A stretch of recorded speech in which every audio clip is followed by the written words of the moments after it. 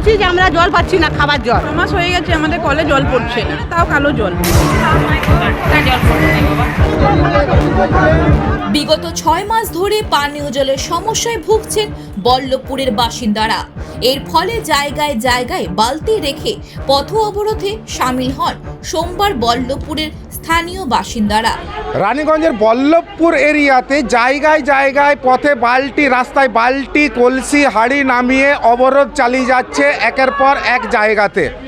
জানা যায় গত কয়েক মাস ধরে এই পানীয় জলের সমস্যায় ভুগছেন স্থানীয় মানুষরা এবং তারই সঙ্গে বারংবার দ্বারস্থ হয়েছে পঞ্চায়েতের অফিসগুলিতে, কিন্তু কোনো রকমের ব্যবস্থা নেয়নি, এমনটাই কিন্তু অভিযোগ বারবার করে উঠে আসছে স্থানীয়দের মধ্যে। তাই এই বিষয়কে কেন্দ্র করে আজ বল্লভপুরে জায়গায় জায়গায় রাস্তায় রাস্তায় বালতি, কলসি, ডেচকি নামিয়ে তারা এক বিক্ষোভ এবং তার সঙ্গে পথ অবরোধ চালিয়ে যাচ্ছেন এবং তাদের দাবি পর্যাপ্ত পরিমাণে জল দিতে হবে এবং সময় সময় এই পানীয় জলের ব্যবস্থা করতে হবে, তা না হলে এইরকম অবরোধ আমরা বারবার করে চালিয়ে যাব। বারংবার পঞ্চায়েত দপ্তরে বিষয়টি জানানো হলে কোনো রকমের ব্যবস্থা নেয়নি বলে অভিযোগ স্থানীয়দের। এই বিষয়কে কেন্দ্র করে পথ অবরোধ চালিয়ে যাচ্ছে। তাদের দাবি পর্যাপ্ত পরিমাণে জল দিতে হবে, সময় মতো জল দিতে হবে, তা না হলে তারা এই অবরোধ চালিয়ে যাবে।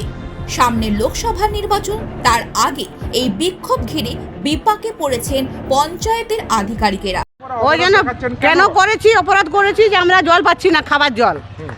আর প্রথমে জল আসছে তো কালি জল, একদম এমন কালি মানে ড্রেনে জলের মতন, মানে কেউ বা 2-3 বালতি হচ্ছে বন্ধ হয়ে যাচ্ছে, বাস আমরা জল পাচ্ছি না, খাবার জল। কতদিন ধরে এই জলের সমস্যা দেখা দিচ্ছে? ওই 6 মাস 1 বছর হবে। এই বিষয়টা কি পঞ্চায়েত অফিসে জানানো? হ্যাঁ জানিয়েছি, উনি বলেছেন দেখছি, উনি বলেছে দেখছি। ওই যখনই যায় তখনই উনি বলে দেখছি। আমরা জল চাইছি, খাবার জল নেই আমাদের। 6 মাস হয়ে গেছে আমাদের কলে জল পড়ছে না, খুললে 10 মিনিটের বেশি জল পড়ে না, তাও কালো জল। তাহলে আমরা কি করে চলবো বলুন? একটাও তো জল চাই গ্রীষ্মকালের দিনে। আমরা বিগত বারবার যে জানিয়েছি পঞ্চায়েতকে, কিন্তু কোনো ব্যবস্থাই হয়নি। আমরা আগের প্রধানকেও জানিয়েছি, এই প্রধানকেও জানিয়েছি, ইনি তো নতুন, উনি বলছেন দেখছি, কিন্তু এখানে কোনোভাবেই জলের ব্যবস্থা হচ্ছে না। কোনো কলেই জল পড়ছে না, আপনি দেখে নিতে পারেন, ওই মাথা থেকে এই মাথা কোথাও জল পড়ছে না। রাস্তায় রাস্তায় বিক্ষোভ কিছু না। যখনই আমি শুনতে পেলাম যে এখানে জলের প্রবলেম হয়েছে, তৎক্ষণাৎ হয়তো 2 মিনিট বা 5 মিনিটের মধ্যে আমি জলের ট্যাঙ্কি নিয়ে এখানে এদের পাশে উপস্থিত হয়েছি। সবসময় মানুষের পাশে আছি, আমাদের মমতা বন্দ্যোপাধ্যায় মানুষের সবসময় পাশে আছে, আমরা সবসময় মানুষের পাশে আছি। দীর্ঘদিনের সমস্যা হলে আপনারা আজকে আসতেন না, দীর্ঘদিন আগেই আসতেন আপনারা। সমস্যা দীর্ঘদিনের নয়, গরমের জন্য হয়েছে। এখন পাইপ আমাদের একটু ফাটা হয়ে গেছে, ওই জন্য জলের প্রবলেম হচ্ছে। আমরা জলের ট্যাঙ্কি নিয়ে আমরা উপস্থিত হয়ে গেছি।